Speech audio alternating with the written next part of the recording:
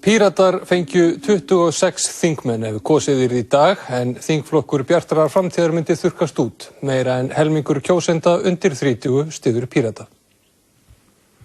Samkvæmt nýjum þjóðarpúlsi Gallup yrðu miklar breytingar á fylgi flokka ef kosið yrði til Alþingis í dag. Fylgi Pírata eykst mikið en fylgi Samfylkingarinnar, Sjálfstæðisflokksins og Bjartrar framtíðar hefur minnkað umtalsvert. Miðað við fylgi flokkana í nýjasta þjóðarpúlsi yrði skipting þingmanna þannig að Píratar fengju 26 þingmenn en þeir hafa 3 í dag.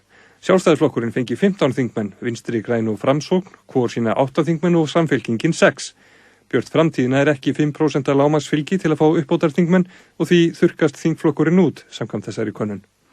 En það fleira athyglisvert við niðurstöður könnunarinnar. Ef svörum skipt eftir aldri kjósenda birtist önnur mynd. Fylgi Pírata mælist vel yfir 50% hjá 18 til 30 ára kjósendum en minnkar svo eftir því sem kjósendur eldast. Þeir eru samt með mest fylgi allra flokka hjá öllum aldursflokkum nema 60 ára og eldri. Fylgi Sjálfstæðisflokksins eykst eftir því sem kjósendur eldast en aðeins tæp 12% yngstu kjósendana styðja flokkin. Sjálfstæðisflokkurinn nýtur mest stuðnings hjá elsta aldurshópi, 60 ára og eldri. Fylgi VG nokkuð jafnt eftir aldri kjósenda, 10 til 13%.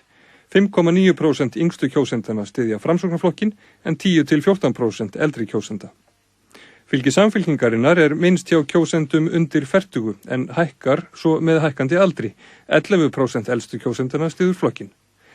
Björt framtíð á hins vegar mestan stuðning meðal kjósenda á miðjum aldri en minnstan meðal þeirra elstu.